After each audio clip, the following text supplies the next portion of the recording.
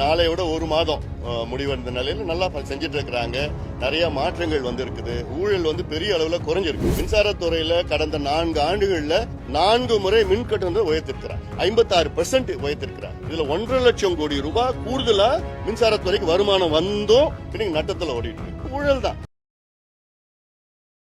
சிடாசிஸ் தமிழர் 4.0 அணிகளாய் திரள்வோம், அமைப்பாய் உயர்வோம். ஜூலை 24-25 ஹில்டன், சென்னை. இன்று தமிழக முதலமைச்சர் மாண்புமிகு திரு விஜய் அவர்களை சந்தித்து தமிழ்நாட்டில் உடனடியாக சமூக நீதி கணக்கெடுப்பு என்கின்ற ஜாதிவாரி கணக்கெடுப்பை நடத்த வேண்டும். இதனுடைய அறிவிப்பு வருகின்ற சட்டமன்ற கூட்டத்தொடரில் ஆளுநர் உரையில் அறிவிக்க வேண்டும் என கோரிக்கையோடு அவரை சந்தித்தோம். அதில் கடந்த வாரம் நடைபெற்ற அனைத்து கட்சி கூட்டம், அனைத்து சமுதாய தலைவர்கள் கூட்டம் என் தலைமையிலே நடைபெற்றது. இந்த கூட்டத்தில் கிட்டத்தட்ட 42 தலைவர்கள், அந்த கட்சியினுடைய பிரதிநிதிகள் கலந்து கொண்டு ஒருமனதாக தீர்மானத்தை நிறைவேற்றியிருந்தார்கள். இந்த தீர்மானம் தமிழ்நாட்டில் 69 விழுக்காடு இடஒதுக்கீட்டை பாதுகாக்க வேண்டும்.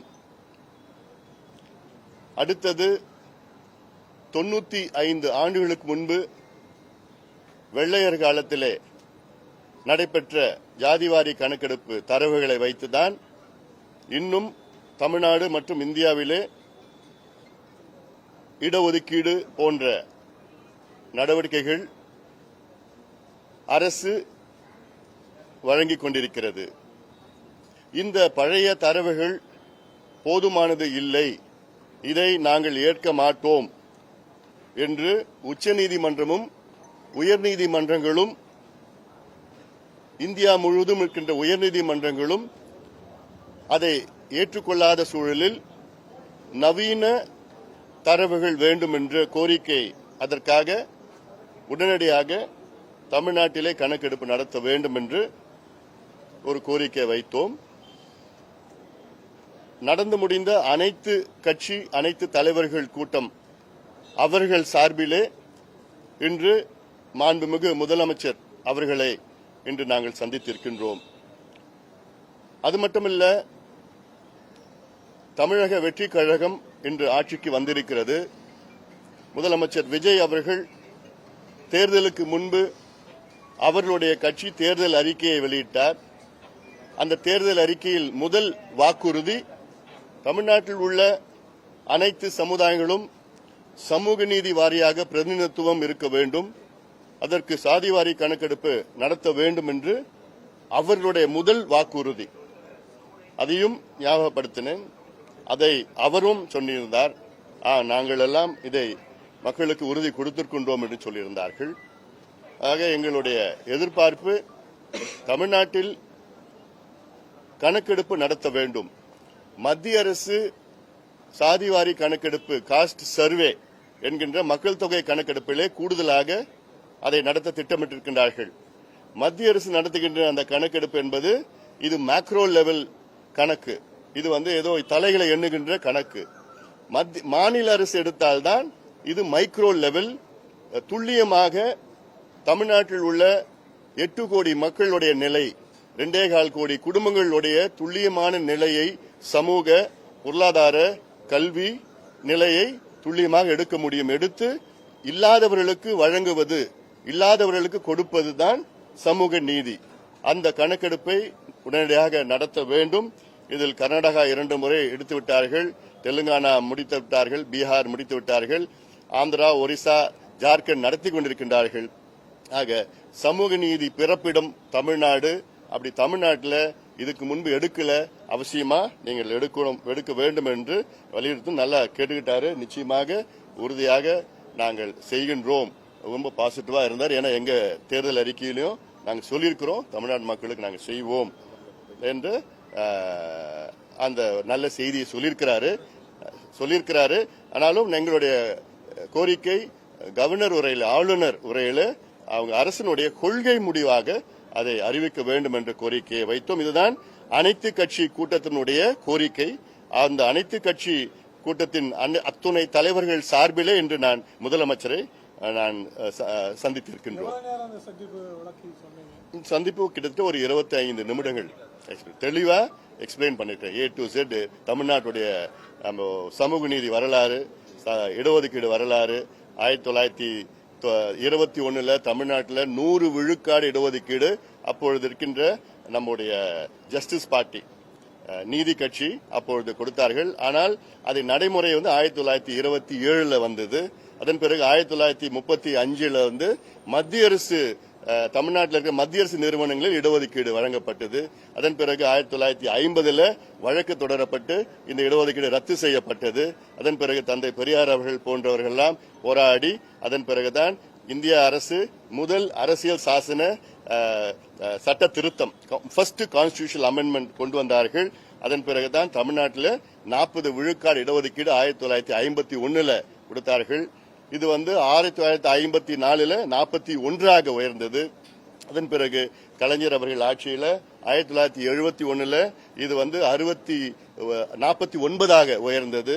அதன் பிறகு எம்ஜிஆர் அவர்கள் காலத்தில் 1980 இது 68 உயர்ந்தது. அதன் பிறகு 1990 கலைஞர் அவர்கள் ஆட்சி காலத்தில் இது 69 உயர்ந்தது. அதன் பிறகு 1989 பிசியும் எம்பிசி என்று 20% 30% பிரிக்கப்பட்டது. 2008 இதுல உள்ஒதுக்கீடு இஸ்லாமியர்களுக்கு 3.5 விழுக்காடு, 2009 அருந்ததியர்களுக்கு 3 விழுக்காடு உள்ஒதுக்கீடு. எல்லாம் இந்த வரலாறெல்லாம் நான் சொன்னோம். நீதிமன்றத்தில் எப்படி வந்தது, நீதிபதிகள், உச்சநீதிமன்ற தலைமை நீதிபதி கபாடியா அவர்கள் 2010 தீர்ப்பை கொடுத்தார். அந்த தீர்ப்புல தமிழ்நாடு ஓராண்டிற்குள்ளே ஜாதிவாரி கணக்கெடுப்பு நடத்தி 69 விழுக்காடு இடஒதுக்கீட்டை ஏன் அதை நாங்கள் உங்களுக்கு வழங்க தேவை என்று நீங்கள் அதை நியாயப்படுத்தணும், ஜஸ்டிஃபை பண்ணணும் அப்படின்னு 2010 சொன்னாங்க. ஆனா இது இன்னைக்கு வரைக்கும் பண்ணல, செய்யல. வழக்கு இன்னும் முக்கியமான வழக்கு நீதிமன்றத்தில் இருக்கு.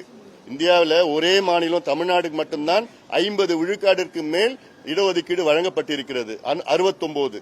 அதுல ஏன்னா 1994 ஜெயலலிதா அம்மையார் முதலமைச்சராக இருந்த நேரத்தில் இந்த தமிழ்நாட்டுடைய இடஒதுக்கீடு 69 விழுக்காடு இடஒதுக்கீடு சட்டத்தை அரசியல் சாசனத்தில் உள்ள 9வது அட்டை பிரிவினில் அதில் பாதுகாக்கப்பட்டிருக்கிறது. அது கான்ஸ்டிடியூஷனல் அமெண்ட்மெண்ட் செய்து, அதனால இன்னைக்கு அந்த பாதுகாப்பு இன்னைக்கு இருக்கு. ஆனா இப்ப ஜுடிஷியரி என்ன பண்றாங்க, 9வது 9th அமெண்ட்மெண்ட்டும் 9th ஷெட்யூல்லையும் நாங்க ரிவ்யூ பண்ணுவோம் அப்படின்னு ஜுடிஷியரி சொல்றாங்க. நமக்கு அதுல அச்சுறுத்தல் இருக்கு. இதெல்லாம் முதலமைச்சர்கிட்ட சொன்னோம். அப்புறம் அது நல்லா கேட்டுக்கிட்டாரு. உறுதியா எங்களுக்கு நம்பிக்கையா இருக்கு. எங்களுக்கு முதலமைச்சர் நல்ல நம்பிக்கையான முறையில எங்களுக்கு பதில் சொல்லியிருக்கிறார். திமுக அதிமுக 2 ஆட்சி காலத்திலும் நீங்க இந்த முயற்சி எடுத்துட்டு இருக்கீங்க. இப்போ தாவேகா ஆட்சியில அது நடைபெறும்னு நினைக்கிறீங்களா? நிச்சயமா நாங்க எதிர்பார்க்கிறோம், நடைபெறும்னு நாங்க நம்பிக்கையோட இருக்கிறோம். என்னன்னா முதலமைச்சர் அவர்கள் தேர்தலுக்கு முன்பு அவங்க கட்சி கொடுத்த வாக்குறுதி தான் இது. இன்னொன்னு என் தலைமையில் நடந்த அனைத்து கட்சி கூட்டத்தில் தாவேகா சம்பந்தமா ஒரு பிரதிநிதி கலந்துக்கிட்டார். விக்னேஷ் என்பது அவருடைய ஸ்போக்ஸ் பர்சன் அந்த கூட்டத்தில் கலந்துகிட்டு இந்த தீர்மானத்துக்கு அவரும் ஆதரவு கொடுத்திருக்கிறார். அதனால இது மட்டும் இல்ல, திமுக தலைவர் முன்னாள் முதலமைச்சர் ஸ்டாலின் அவர்கள் அந்த கூட்டத்துக்கு முன்பு எனக்கு தொலைபேசியில் தொடர்பு கொண்டு இதுக்கு ஆதரவு கொடுத்தாரு. விசிக்கு ஆதரவு கொடுத்திருக்குது. சிபிஐ கடிதம் எழுதியிருக்கிறாங்க. தமிழ்நாட்டில் உள்ள 99 விழுக்காடு கட்சிகள் எல்லாம் இதுக்கு ஆதரவு கொடுத்துட்டு இருக்காங்க. திமுக ஆதரவு கொடுத்திருக்குன்னு சொன்னீங்க. கடந்த ஆட்சி காலத்தில் அவங்க மத்திய அரசு தான் இதை நிறைவேற்றணும், அது ஸ்ட்ராங்கா இருக்காதுன்னு சொன்னாங்க. அது மனமாற்றத்தை நான் வரவேற்கின்றேன். நல்ல மாற்றம் தான், அதை வரவேற்கின்றேன். ஆளுங்கட்சியில் இருக்கும்போது அவங்க பண்ணாம இப்ப ஆதரவு கொடுத்திருக்காங்க. அதை வரவேற்கின்றேன். இப்போ மனம் மாறி இருக்கிறாங்க, வரவேற்கின்றேன். சார், இப்ப நம்ம மத்திய அரசோட ஒரு இணக்கமான ஒரு சூழல் தான் இருக்கும். மத்திய அரசு சொல்லி மத்திய அரசு மூலமா பண்ண முடியாது. அதான் இப்ப நான் தெளிவா சொன்னேன். மத்திய அரசு செஞ்சா இது மேக்ரோ லெவல், மாநில அரசு செஞ்சாதான் மைக்ரோ லெவல். துல்லியமா ஒவ்வொரு குடும்பமும் என்ன நிலையில இருக்கிறாங்க, ஒவ்வொரு ஃபேமிலியும் என்ன நிலையில இருக்கிறாங்க, ஒவ்வொரு வீடும் எப்படி இருக்கு, ஒரு 2 ஆபீசர்ஸ் ஒரு வீட்டுக்கு தமிழ்நாட்டில் 2.25 கோடி வீட்டுக்கு போயிட்டு அந்த வீட்டில் எவ்வளவு பேர் இருக்கிறாங்க, எந்த மதத்தை சார்ந்தவர்கள், எந்த ஜாதி, எந்த உட்பிரிவை சார்ந்தவர்கள், எத்தனை பேர் ஆண்கள் பெண்கள், எத்தனை பேர் படிச்சிருக்கிறாங்க, எத்தனை அரசு வேலையா தனியார் வேலையா, எவ்வளவு வருமானம், எத்தனை டாக்டர்ஸ் என்ஜினியர்ஸ் அட்வொகேட்ஸ் இருக்கிறாங்க, எத்தனை பேர் படிப்பு பாதியில் நிறுத்திட்டாங்க, எத்தனை பேர் கல்வி கடன் இருக்கு, அவங்க வீடு சொந்த வீடா வாடகை வீடா குடிசை வீடா, எத்தனை ஸ்கொயர் ஃபீட் வீடு, எத்தனை பாத்ரூம் இருக்கு, கரண்ட் இருக்குதா, சோலார் இருக்கா, போர் இருக்குதா, இல்லாட்டி கிணறு இருக்கிற வீட்டுல, இல்ல கூலியா, இல்ல தொழிலாளர்களா, விவசாய நிலம் வச்சிருக்காங்களா, டிராக்டர் இருக்குதா, பைக் இருக்குதா, இது போன்ற 70-80 கேள்விகள் கேட்டா இது மத்திய அரசு செய்ய முடியாது, மாநில அரசு தான் செய்ய முடியும். செய்து இது ஏதோ இடஒதுக்கீடுக்காக மட்டும் கிடையாது, சமூக திட்டங்கள். பீகார்ல இந்த கணக்கெடுப்பு நடத்தி 96 லட்சம் குடும்பங்கள் மாதம் வருமானம் 6,000 ரூபாய்க்கு குறைவா இருக்குன்னு கண்டுபிடிச்சு அந்த 96 லட்சம் குடும்பத்துக்கு 2 லட்சம் ரூபாய் அவங்களுக்கு நிதி உதவி செய்து தொழிலுக்கு கொடுத்திருக்கிறாங்க. 67 லட்சம் குடும்பங்களுக்கு அவங்களுக்கு சொந்த வீடு இல்லைன்னு கண்டுபிடிச்சிருக்கிறாங்க. அவங்களுக்கு 67 லட்சம் குடும்பத்துக்கு வீடு கட்டிட்டு இருக்காங்க பீகார்ல. இதுதான் சமூக நீதி. ஆக இது தரவுகள் வந்தாதானே, பழைய தரவுகளை வச்சுக்கிட்டு நம்ம ஒன்றும் பண்ண முடியாது. நிச்சயமா ஏத்து, நீதிமன்றமே ஏத்து இருக்கு. அதுல இடஒதுக்கீடு அதிகப்படுத்திருக்கிறாங்க பீகார்ல. அந்த அதிகப்படுத்தின முறை சரியில்லாம நீதிமன்றம் சொல்லியிருக்கு. அதுதான் மற்ற தரவுகள் எல்லாமே சமூக நலத்திட்டங்கள்லாம் எந்த பிரச்சனையும் கிடையாது. பீகார்ல அந்த இடஒதுக்கீடு அதிகப்படுத்துறதுக்கு காரணம் அவங்க என்னன்னா, அவங்க வெறும் தலையை வச்சுக்கிட்டு அதிகப்படுத்திட்டாங்க, பாப்புலேஷன் வச்சு அதிகப்படுத்திட்டாங்க. நீதிமன்றத்தில் என்ன பாப்புலேஷன் ஒரு பக்கம், சோசியல் பேக்வர்ட்னஸ் சமூக பின்தங்கிய நிலை இன்னொரு பக்கம், ரெண்டுமே எக்ஸ்ட்ராபுலேட் பண்ணி ஜஸ்டிஃபை பண்ணி நியாயப்படுத்தி கொடுத்தா எந்த நீதிமன்றமும் தடை பண்ண முடியாது. இதான் எதிர்பார்க்கிறாங்க. அதுக்கு நம்ம மாடர்ன் கான்டெம்பரரி பர்டினன்ட் டேட்டா இது வேணும். அதுதான் மாநில அரசு தான் செய்ய முடியும். அப்புறம் பாத்துக்கலாம். பட்டியல் சமூக மக்களுக்கு என்ன நன்மை ஏற்படும்? இதுல இன்னும் சொல்ல போனா இந்த கணக்கெடுப்பு, நவீன கணக்கெடுப்பு பட்டியலின மக்களுக்கு தான் அதிகமா நன்மை பெறும். எப்படின்னா, இன்னைக்கு பட்டியலின மக்களுக்கு 18 விழுக்காடு இடஒதுக்கீடு, பழங்குடி மக்களுக்கு 1%. இந்த 18 விழுக்காடு இடஒதுக்கீட்டுல 3 பெரிய பிரிவுகள் இருக்கு. அதாவது திராவிடர், அருந்ததியர், தேவேந்திர வேளாளர். இந்த 3 பிரிவுல 76 உட்பிரிவுகள் இருக்கு. இந்த 76 உட்பிரிவுகள அதுல ஒரு 6, 7, 8 உட்பிரிவுகள் தான் கிட்டத்தட்ட 18 விழுக்காட்டுல 15 விழுக்காடு இடஒதுக்கீடு அவங்க எடுத்துக்கிறாங்க. மீதி இருக்கிற 68 உட்பிரிவுகளுக்கு இடமே கிடையாது. அதுல கிட்டத்தட்ட ஒரு 30-40 உட்பிரிவுகளுக்கு ஒரு இடம் கூட அவங்களால போட்டி போட முடியல. இதை கண்டுபிடிச்சு 18 விழுக்காட்டை 3ஆ 4ஆ பிரிக்கலாம். அருந்ததிக்கு 3 விழுக்காடு போன்று யார் யாருக்கு கிடைக்கலையோ அவங்களுக்கு 3%, 2%, கேரளாவில் பண்ண மாதிரி, கர்நாடகாவில் பண்ண மாதிரி பிரிவு போட்டா இன்னும் கூடுதலா இருக்கும். ரெண்டாவது, இப்ப 18 விழுக்காடு இன்னும் 20 விழுக்காடா உயர்த்தலாம், இன்னும் அதிகமா வரும். அதே போல பழங்குடி இனத்திற்கு 1% இருக்கு. அந்த 1%ல 36 உட்பிரிவு இருக்கு எஸ்டில. அந்த 36 உட்பிரிவுல 6 பேர் தான் அந்த 1% எடுத்துக்கிறாங்க. மீதி 30 பேருக்கு கிடைக்கல. அது தெரிஞ்சதுன்னா அதுலயே 0.5% பிரிச்சு பண்ணலாம். கர்நாடகாவில் அதான் பண்ணிருக்கிறாங்க. கர்நாடகாவில் 15% இருந்தது பட்டியலின மக்களுக்கு, அதை 17% உயர்த்தி, ஏன்னா தனியா கணக்கெடுப்பு நடத்தினாங்க, 17% உயர்த்தி அதுல 6%, 5% 3ஆ உட்பிரிவு பண்ணிருக்கிறாங்க. அந்த 6% யாருன்னா இவ்வளவு காலமா அவங்களுக்கு இடஒதுக்கீடு கிடைக்காதவங்களுக்கு அவங்கள 6%ல கிளப் பண்ணிருக்கிறாங்க. கொஞ்சம் கிடைச்சவங்களுக்கு இன்னொரு 6%, அதிகமா அனுபவிச்சவங்களுக்கு இன்னொரு 5%. அதுல பிரிச்சிருக்கிறாங்க. அதே தான் பிசி, எம்பிசி, எஸ்சி, எஸ்டி எல்லாத்துக்கும் இது பண்ணலாம். அருந்ததி இருக்கும் இஸ்லாமிய காலியா இருக்குன்னு முதலமைச்சர் பேசியிருந்தாரு. இதை எடுக்கிறதுக்கு எவ்வளவு செலவாக முடியும்? ஒரு தோராயமான அமௌண்ட் இது எடுக்கிறதுனால ஒருவேளை அந்த செலவு அதிகமாகுதுன்னு அரசுகள், முந்தைய அரசுகள் கருதி விட்டாங்களா? இல்ல இந்த அரசு என்ன?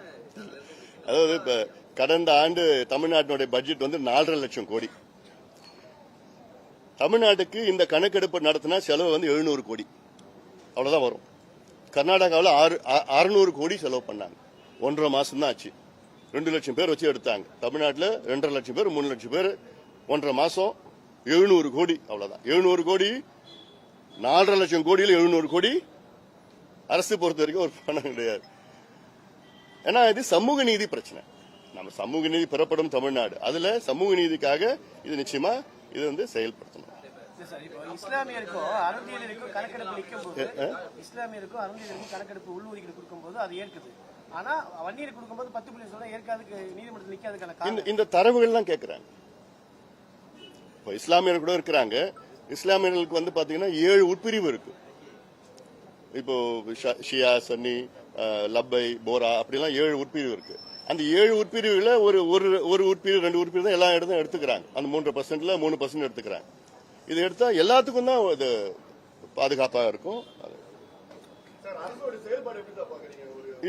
இப்ப நாளையோட ஒரு மாதம் முடிவடைந்த நிலையில நல்லா செஞ்சிட்டு இருக்கிறாங்க. நிறைய மாற்றங்கள் வந்து இருக்குது. ஊழல் வந்து பெரிய அளவுல குறைஞ்சிருக்கு. இந்த சிஸ்டம் இன்னும் எப்படியாவது இன்னும் 2-3 மாசம் ஆகும். இன்னும் கொஞ்சம் டைம் கொடுக்கணும். நம்ம பெரிய அளவுல நிறைய இடத்துல ஊழல் குறைஞ்சிருக்குது.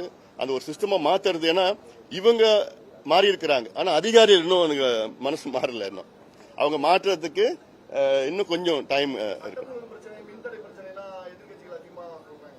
அதான் ஒரு மாதத்துல போய் எல்லாமே செய்யணும்னு எப்படி எதிர்பார்க்க முடியாதுல்ல. இவ்வளவு, அதாவது ஏன் இந்த மின்சார பிரச்சனை நான் சொல்றேன்.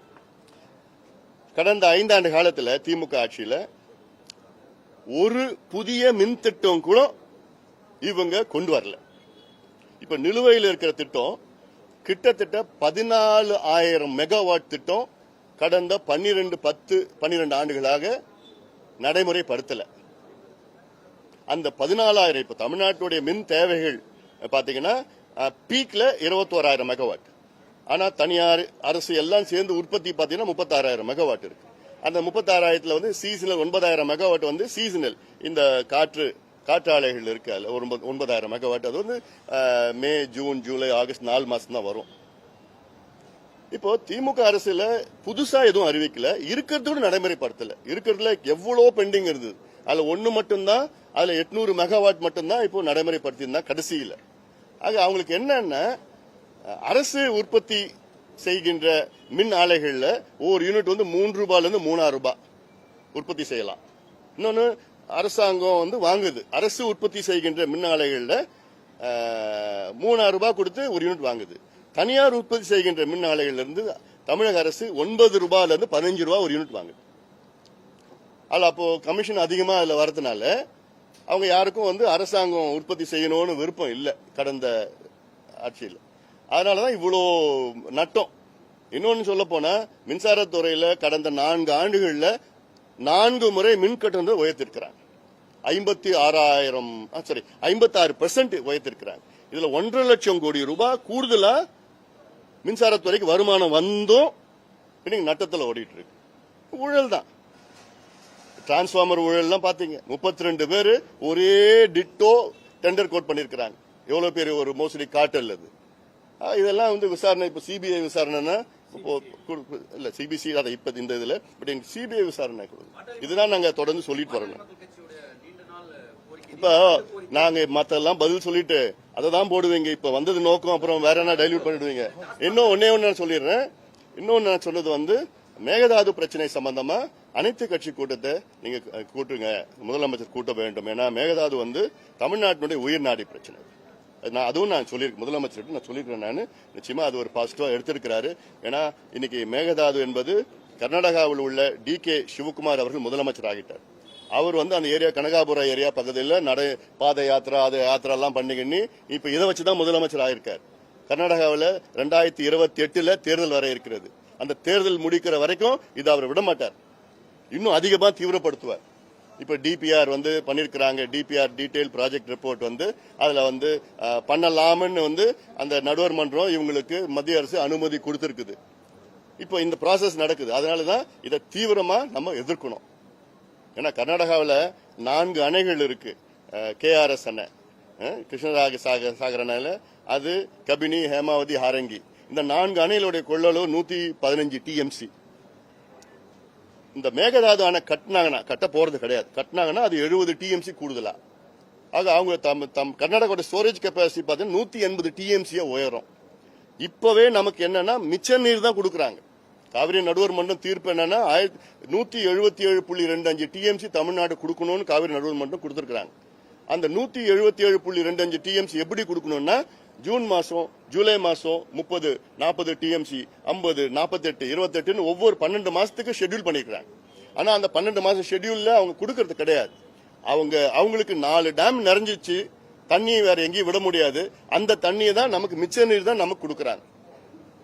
அதுவே நமக்கு கிடைக்கிறது கிடையாது.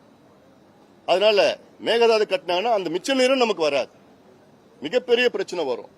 ஏன்னா காவிரியை நம்பி தமிழ்நாட்டில் 38 மாவட்டத்தில் 28 மாவட்டம் இருக்கு, சென்னை உட்பட கிட்டத்தட்ட 5.5 கோடி மக்கள், தமிழ்நாட்டில் 8 கோடி மக்கள், 5.5 கோடி மக்கள் காவிரியை நம்பி இருக்கு. அதனால காவிரியில் தண்ணி வரலன்னா மிகப்பெரிய ஒரு பிரச்சனை. அதுக்காக இதை ஒரு முக்கியத்துவம் சொல்லி அனைத்து கட்சி கூட்டத்தை கூட்டணும்னு கேட்டிருக்கேன். நிச்சயமா ஒரு பாசிட்டிவா பண்ணுவான்னு நினைக்கிறேன். நன்றி, வணக்கம். சிட்டாசிஸ் தமிழர் 4.0 அணிகளாய் திரள்வோம், அமைப்பாய் உயர்வோம். ஜூலை 24-25 ஹில்டன், சென்னை.